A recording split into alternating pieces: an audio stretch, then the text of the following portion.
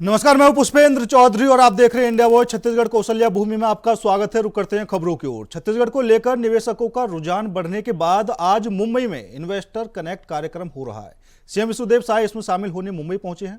बता दें कि सीएम उद्योग जगत के कई दिग्गजों से मुलाकात करेंगे। वही इन्वेस्टर कनेक्ट से चर्चित कंपनियां, प्रमुख उद्योगपति और निवेशक भी शामिल हुए हैं। बता दें कि कार्यक्रम में राज्य सरकार उद्योग जगत के विशेषज्ञों के साथ मिलकर निवेश के अवसरों पर चर्चा करेंगे। वहीं ये कदम छत्तीसगढ़ के लिए विकास और रोजगार के अवसरों को बढ़ावा देने के लिए महत्वपूर्ण साबित होगा। बता दें कि इस आयोजन में उद्योग और वाणिज्य मंत्री, राज्य के मुख्य सचिव, मुख्यमंत्री के सचिव, इंडस्ट्री विभाग के सचिव रजत कुमार प्रमुख रूप में शामिल हुए।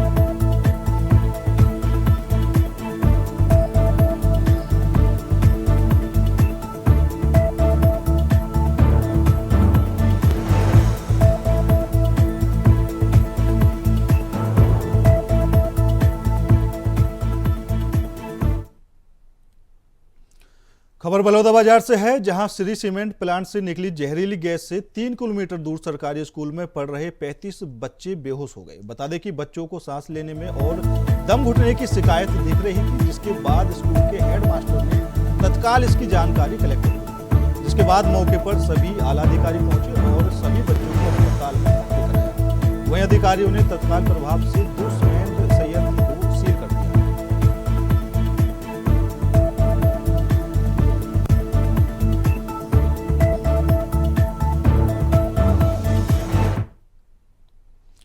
बलौदाबाजार जिले के सुहेला स्थित खपराडीह स्कूल में गैस रिसाव से 38 बच्चों की अचानक तबीयत बिगड़ने का मामला सामने आया है, जहां बच्चों ने सांस लेने में तकलीफ, उल्टी और बेहोशी की शिकायत स्कूल के शिक्षकों से की, जिसके बाद उन्हें तुरंत अस्पताल ले जाया गया। इनमें से 2 बच्चों की हालत गंभीर बताई जा रही है। इस घटना को लेकर पूर्व मुख्यमंत्री भूपेश बघेल ने सरकार पर निशाना साधा। उन्होंने कहा कि बेहोश होते स्कूल के बच्चों की सरकार सुध ले। पूर्व सीएम भूपेश बघेल ने एक्स पर ट्वीट कर लिखा कि बलौदाबाजार से बेहद भयावह खबर सामने आ रही है। दृश्य इतने भयावह हैं कि वह मैं साझा नहीं कर सकता। सुहेला स्थित खपराडीह स्कूल के पास गैस के रिसाव से 40 से अधिक बच्चों की तबीयत अचानक बिगड़ गई। कुछ बच्चे बेहोश हो गए हैं, कुछ को सांस लेने में तकलीफ हो रही है। 2 बच्चों की हालत गंभीर है, बाकी बच्चों को अस्पताल में भर्ती कराया गया है। लगातार 3 दिन से स्कूल में बच्चे बेहोश हो रहे थे। ग्रामीण लगातार प्रशासन से शिकायत कर रहे थे, लेकिन प्रशासन सोया रहा और आज यह स्थिति बन गई कि ग्रामीणों का कहना है कि स्कूल के पास स्थित 2 बड़े संयंत्रों से प्रदूषण फैल रहा है।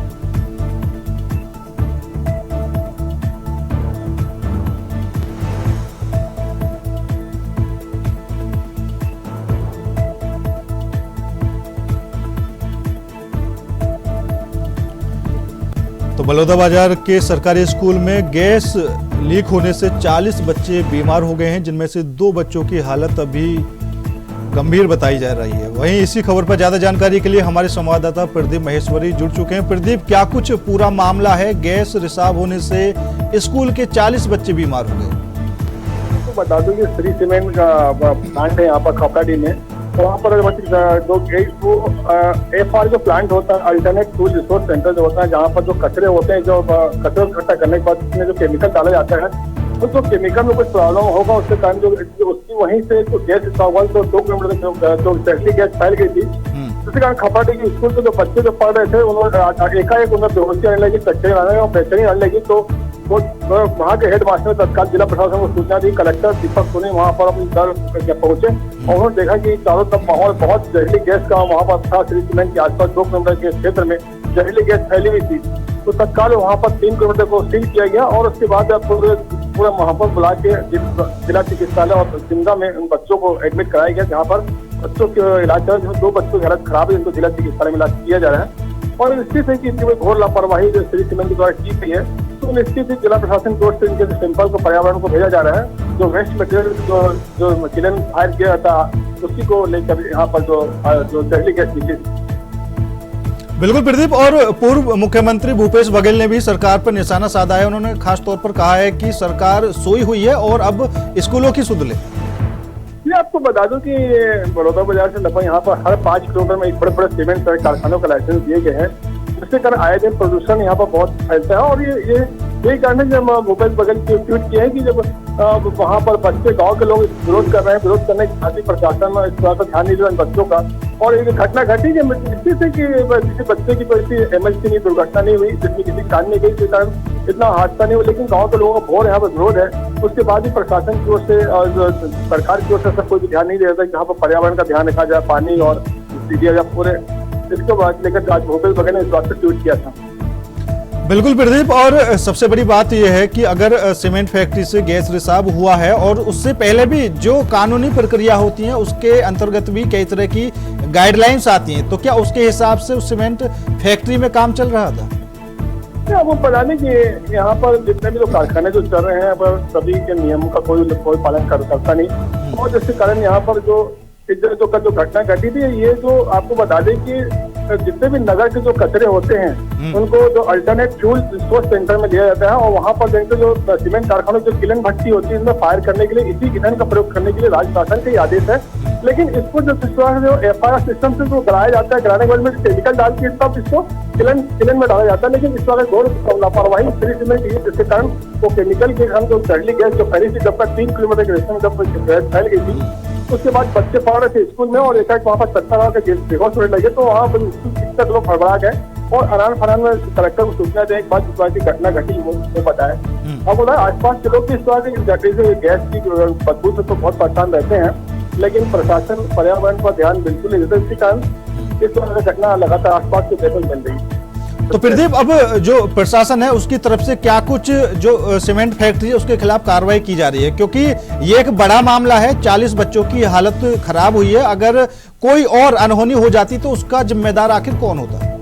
नहीं, अब कलेक्टर दीपक सोनी के द्वारा सीमेंट कारखानों को सील किया गया है, और जो वेस्ट जो मटेरियल जो था, जिसके कारण जो मटेरियल जो गिरा था, जिसके कारण हुआ था, उसको पर्यावरण विभाग को सील करके जांच के प्रयोगशाला में भेजा गया है कि किस कारण से इस प्रकार की गैस बन गई ये वेस्ट मटेरियल से। और ऐसा भविष्य में, क्योंकि आज बड़ौदा जिले में बड़े बड़े राष्ट्रीय कारखाने हैं जहाँ पर वेस्ट मटेरियल आते हैं, और उस तरह यहाँ पर एक सिस्टम के तहत इनको अल्टरनेट फ्यूल सिस्टम से इनको फ्यूल बनाया जाता है, और उसमें जो केमिकल जो डाला जाता है जिसके कारण गला के इनको जो किलन फायर किया जाता है, तो उसके बारे में भविष्य में इस तरह का प्रशासन की ओर से ध्यान देने की बात कही गई है। लेकिन फिलहाल सीमेंट कारखानों को सील करके रखा गया है और 2 किलोमीटर के रास्ते वो रेशियो है बिल्कुल सील किया गया, तो भविष्य में ऐसी गैस न हो और दुर्घटना न घटे।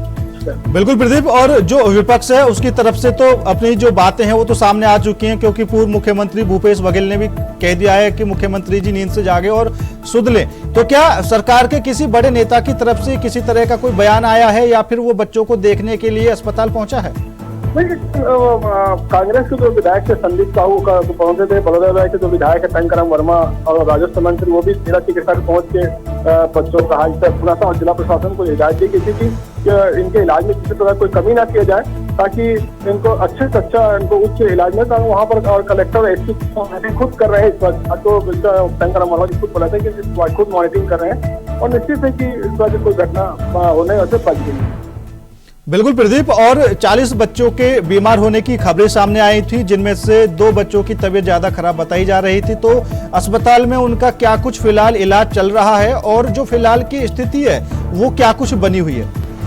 बच्चों जो सामान्य बच्चे थे उनको कल आज तक उनको घर तक पहुंचा दिया गया था। 2 बच्चों को भी ऑब्जर्वेशन के रखा गया है, और इनको जो भी जो तकलीफ है, जो सांस में तकलीफ हुई थी और किस कारणवश इनके लंग्स में जो प्रॉब्लम आया था, जो उनको घुटन महसूस हुई थी और इनके पल्स डाउन हो गए थे, उसको लैब में चेक किया जा रहा है, और रायपुर के जो उच्च चिकित्सा से इनके लगातार संपर्क करके इन बच्चों को जल्दी स्वास्थ्य के लिए कलेक्टर खुद मॉनिटरिंग कर रहे हैं। और स्वास्थ्य मंत्री राजस्व मंत्री जो टंकराम वर्मा खुद आज जिला चिकित्सा गए थे, जहाँ बच्चों को उन्होंने हाल पूछा इनका कैसा क्या उनका हालचाल है, कैसा इनका इलाज कर रहा है। लेकिन निश्चित ग्रामीणों में बहुत रोष है इस बात को लेकर कि इस बार गलती भविष्य में होगी तो और हमारे साथ क्या हो सकता है, कलेक्टर को आश्वासन दे भविष्य में कोई गलती नहीं होगी, उसके लिए हम उसके लिए कटिबद्ध हैं। बिल्कुल प्रदीप, और कुछ सवाल और खड़े होते हैं, क्या ये जो कारखाने चल रहे हैं, जो सीमेंट की फैक्ट्रियां चल रही हैं, ये ग्रामीण आबादी के अंतर्गत हैं या फिर उससे काफी ज्यादा बाहर हैं? क्योंकि अगर वो ग्रामीण आबादी में है, बसापत की जगह में है, तो ये तो जहां पर ये कंपनी स्थापित हुई है वहां पर कुछ ना कुछ किन शर्तों के आधार पर इसको स्थापित किया गया, ये भी बड़ा सवाल है।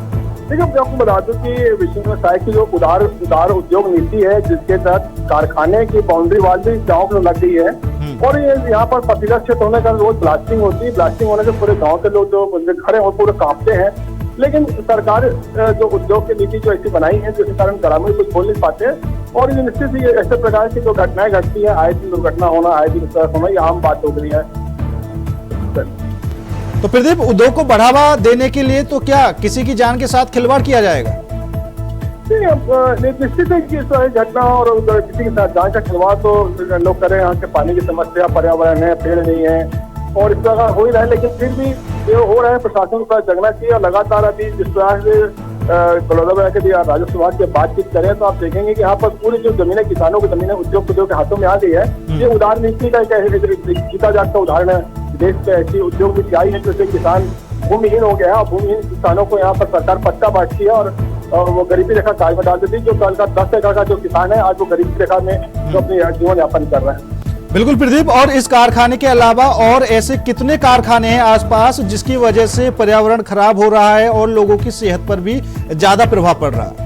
आपको बता दूं कि बड़ौदा बाजार के 18 किलोमीटर के रेशियो में 6 अंतर्राष्ट्रीय बड़े बड़े कारखाने हैं, जबकि एक जो उद्योग नीति और औद्योगिक जो लाइसेंस जो मिलता है एक कारखानों को कम से कम 15 किलोमीटर का अंतर होना चाहिए, लेकिन यहाँ पर 5 किलोमीटर के अंतर में लगातार बड़े बड़े कारखाने भी हैं और वो कारखानों का विस्तारीकरण की भी जो जन सुनवाई होती है वो एक मात्र औपचारिकता होती है और उनका विस्तारीकरण भी बहुत तेजी से हो रहा है। तो बड़े बड़े कारखाने जो दिए जा रहे हैं, लेकिन इस स्थिति की घोर इसका उल्लंघन है।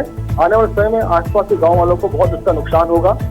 ये ठीक है प्रदीप, ज्यादा जानकारी देने के लिए आपका बहुत बहुत धन्यवाद। खबर रायपुर से है, जहां बीजेपी ने नगरीय निकाय चुनावों की घोषणा पत्र को लेकर बीजेपी कार्यालय परिसर में पत्रकार वार्ता की। पत्रकार वार्ता को संबोधित करते हुए पत्र समिति के संयोजक अमर अग्रवाल ने कहा कि नगरीय निकायों में इस बार जनता से लिए गए सुझाव के आधार पर बीजेपी अपना घोषणा पत्र जारी करेगी। जिसके बाद अमर अग्रवाल ने मोबाइल नंबर और ईमेल जारी किया, जिसके जरिए लोगों से सुझाव मांगे गए। संयोजक ने यह भी कहा कि नगरीय निकायों में इस बार जनता से लिए गए सुझाव के आधार पर बीजेपी अपना घोषणा पत्र जारी करेगी।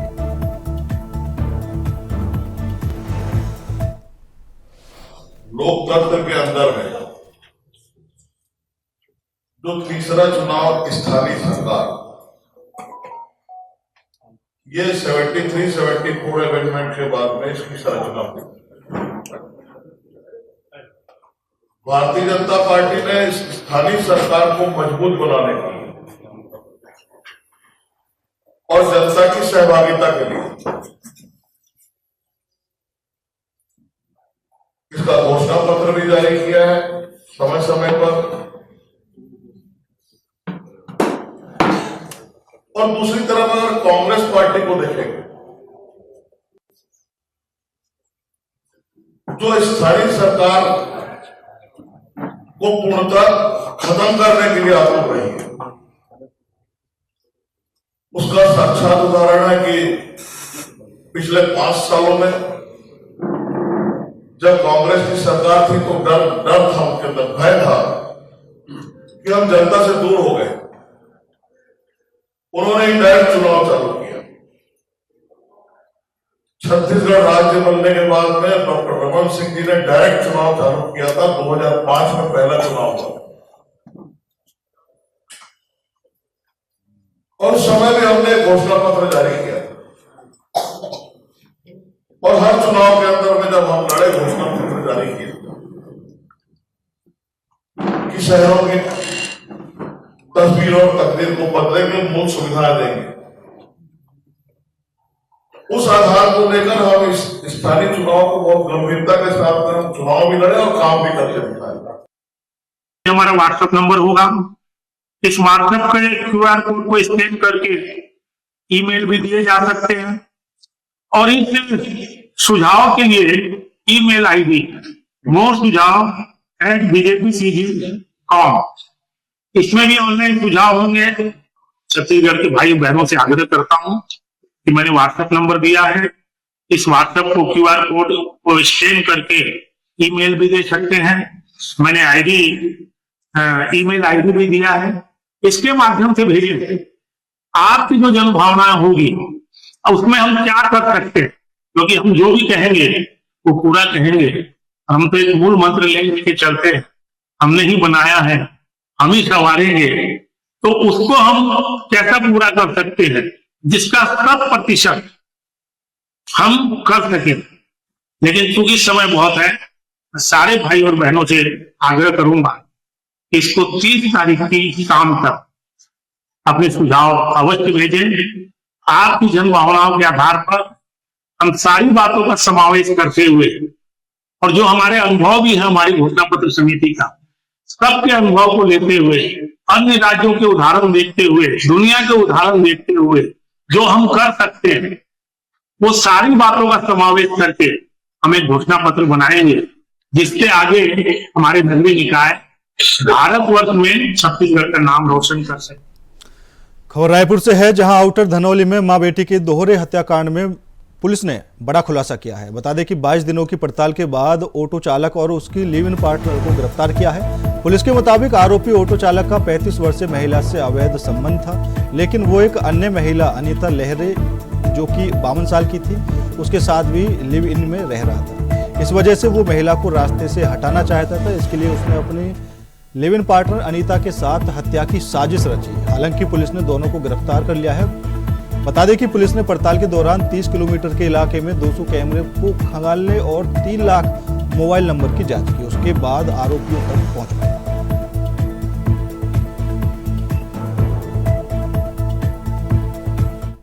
इसमें पूरी टीम लगातार जुड़ी रही, जब से बॉडी मिली थी तब से लेकर के प्रगति पहचान स्थापित करने में 3-4 दिन तक लगे।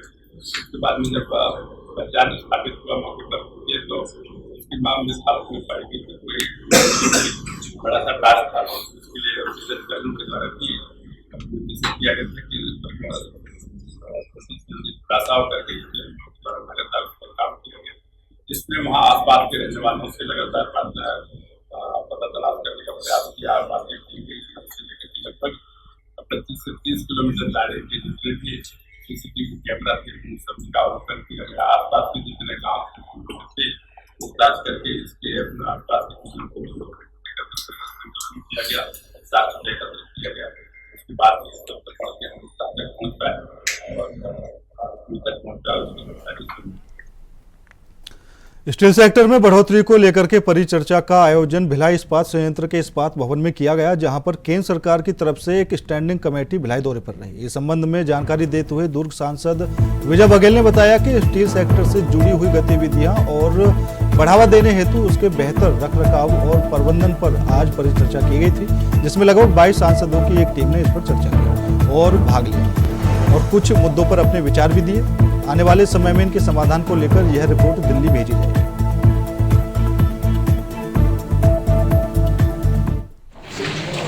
कि लोकसभा की एक व्यवस्था है कि विभिन्न विभागों की स्टैंडिंग कमेटी बनती है, जिसमें लोकसभा और राज्यसभा मिलाकर लगभग 30 सांसदों का एक टीम रहता है, जिसमें एक चेयरमैन होते हैं।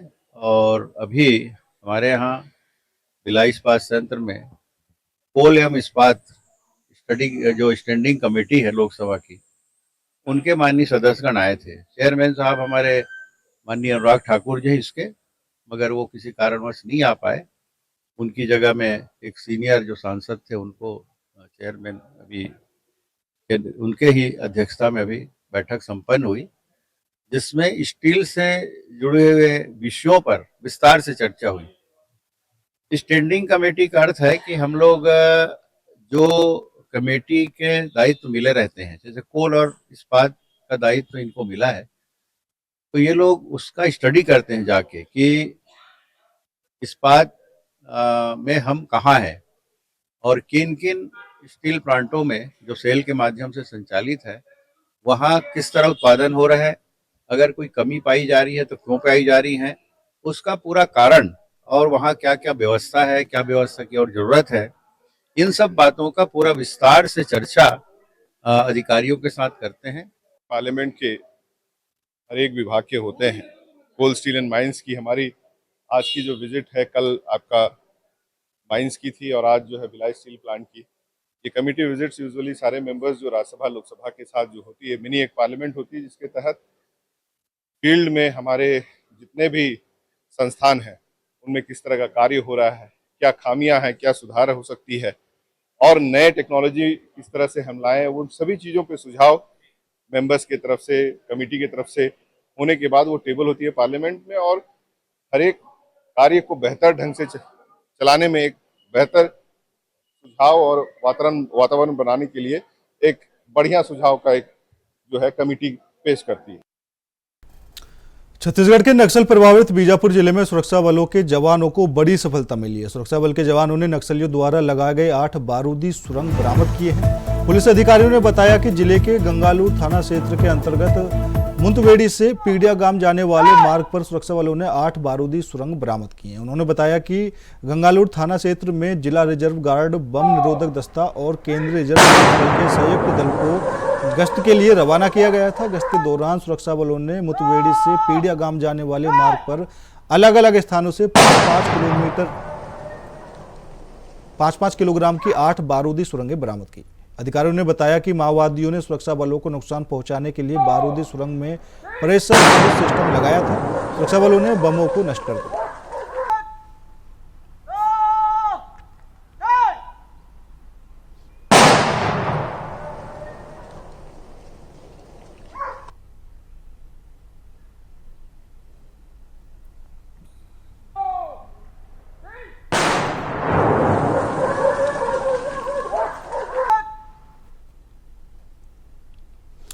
छत्तीसगढ़ के गरियाबंद जिले के जंगलों में सुरक्षा बलों और नक्सलियों के बीच मुठभेड़ अभी भी जारी है, जहां जवानों ने अब तक 14 नक्सलियों को मार गिराया है। इसी कड़ी में सर्चिंग के दौरान 2 और नक्सलियों के शव बरामद किए गए हैं। मौके से सुरक्षा बलों ने एक AK-47 ऑटोमेटिक हथियार भी बरामद किया है। SP निखिल राकेचा पूरे ऑपरेशन को लीड कर रहे हैं। सुरक्षा बलों के ऑपरेशन से घबराकर नारायणपुर में 8 नक्सलियों ने सरेंडर किया है, जिसमें गुतुल एरिया कमेटी के इंटेलिजेंस प्रभारी दिलीप ध्रुवा ने भी सरेंडर किया है। इसके सरेंडर करने से अबुझमाड़ डिवीजन के माओवादियों को बड़ा झटका लगा है।